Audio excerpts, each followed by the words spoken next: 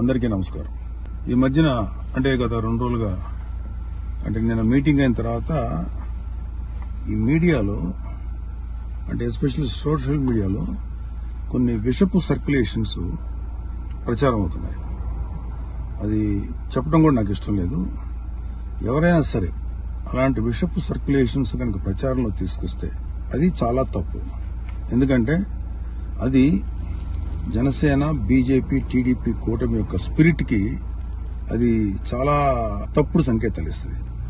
అది ఎవరు చేసినా సరే దయచేసి గుర్తుపెట్టుకోండి. అది ఎవరు చేసినా దాన్ని బ్యాక్ వెళ్లి సోర్స్ ఏంటో పట్టుకుని తగిన విధంగా మీకు బుద్ధి చెప్పాల్సి ఉంటుంది. ఇది చాలా కష్టపడి పవన్ కళ్యాణ్ గారు, చంద్రబాబు నాయుడు గారు, అటు పక్కన మోడీ గారు, ఇటు పక్కన పురంధరేశ్వరి గారు బీజేపీ నుంచి కష్టపడి తయారు చేసిన ఒక అద్భుతమైనటువంటి కూటమి. ఈ కూటమి స్పిరిట్ కి ఎవరైనా సరే ఎఫెక్ట్ అయ్యేలాగా రాతలు రాస్తే మాత్రం చాలా తీవ్రమైనటువంటి చర్యలు తీసుకోవాల్సి ఉంటుంది.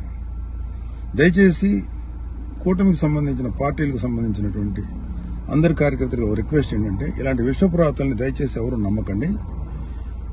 ఖచ్చితంగా ఒక మాట చెప్పగలను, ఇలాంటి రాతలు రాయించేది వైసీపీ ప్రేరేపితమైనటువంటి కొంతమంది వ్యక్తులు తోటి రాయించబడినటువంటిది. ఖచ్చితంగా ఈ సోర్స్ ఏంటో మేము కనుక్కోగలుగుతాం. ఎందుకంటే అప్పుడే దీని మీద ప్రోబ్ చేసి ఎవరు పట్టుకోవాల్సిన ఇంట్రెస్ట్ ప్రస్తుతానికి మాకు లేదు, ఎవరు పట్టించుకోం. కానీ ఇలాంటి రాతలు కనుక ఇలా కంటిన్యూ చేస్తే మాత్రం చాలా తీవ్రంగా ఎఫెక్ట్ చేస్తాం. చాలా తీవ్రమైన చర్యలు తీసుకోబడతాయి. ఇప్పటికే సోషల్ మీడియాలో, వాట్సాప్ లో సర్క్యులేట్ అవుతుంది, నాకు కూడా వచ్చింది. ఫస్ట్ పాయింట్, కబడ్దార్ ఇలాంటివి కనుక మీరు ప్రచారం చేస్తారు. వైసీపీ విషపు కూరల సంబంధించినటువంటి పనికిమాల ప్రచారాలని దయచేసి నమ్మకండి. కూటమికి సంబంధించినటువంటి కార్యకర్తలు ఎవరు కూడా ఇలాంటి వాటిని ఎంకరేజ్ చేయకండి.